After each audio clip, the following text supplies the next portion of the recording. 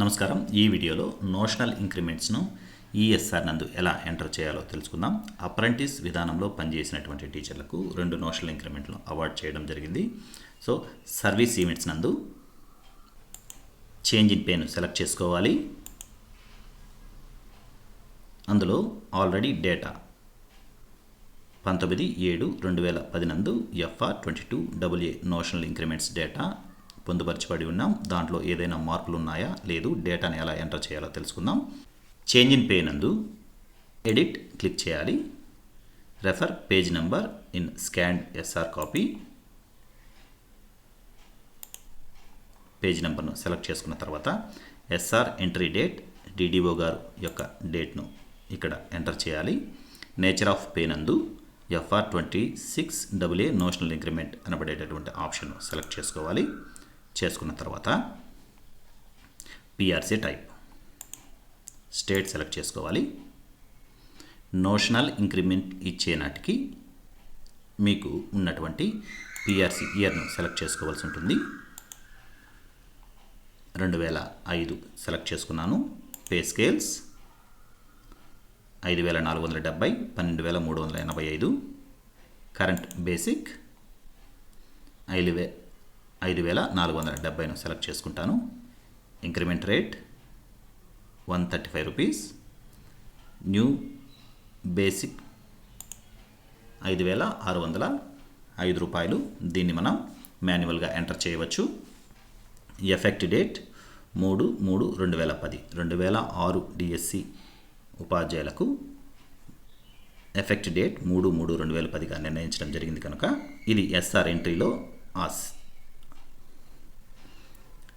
ఎంట్రీలో ఉంటుంది కనుక దాన్నే ఇక్కడ ఎంటర్ చేయాలి. Date on which next increment due 1/3/2011 ఇవ్వాల్సి ఉంటుంది. డేట్ ఆఫ్ మానిటరీ బెనిఫిట్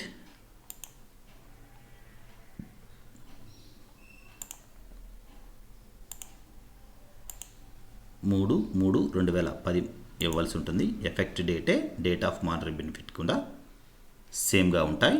తర్వాత రివైజ్డ్ పే ఫిక్సేషన్ నందు రివైజ్డ్ పే ఇవ్వాల్సి ఉంటుంది. 2 నోషనల్ ఇంక్రిమెంట్లు కనుక ఇక్కడ ఇచ్చినటువంటి ఒక ఇంక్రిమెంట్ తరువాత రెండో ఇంక్రిమెంట్ని ఎలా ఇవ్వాలో చూద్దాం. రివైజ్డ్ పే ఫిక్సేషన్ నందు రివైజ్డ్ పే ఇంకొక నోషనల్ ఇంక్రిమెంట్ ఇక్కడ ఇవ్వాల్సి ఉంటుంది. Effect date 3/3/2010. స్టేట్ సెలెక్ట్ చేసుకోవాలి. ఇయర్ 2005ను సెలెక్ట్ చేసుకుంటాం. Pay scale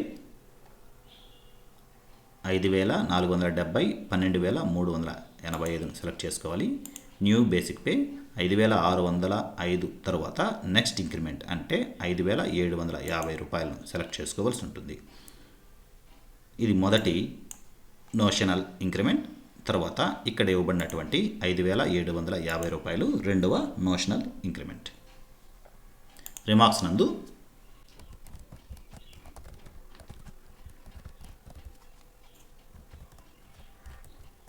to notional increment sanction అనబడేటటువంటి డేటా ఇచ్చి డేటాను సేవ్ చేయవలసి ఉంటుంది. దీని తర్వాత మీరు పిఆర్సీ 2010కి సంబంధించినటువంటి డేటాను ఎంటర్ చేయవలసి ఉంటుంది. ఈ విధంగా నోషనల్ ఇంక్రిమెంట్కు సంబంధించినటువంటి డేటాను మీరు ఇవ్వాలి. ఒకసారి రీచెక్ చేసిన తర్వాత page number 8 SR entry date, nature of pay change notional increments, PRC type, PRC year, pay scale, current basic, increment, new basic pay, effect date. ఇది చాలా జాగ్రత్తగా ఒకసారి రీచెక్ చేసుకోవాల్సినటువంటి విషయం. Effect date 3/3/2010. Next increment due, monetary benefit.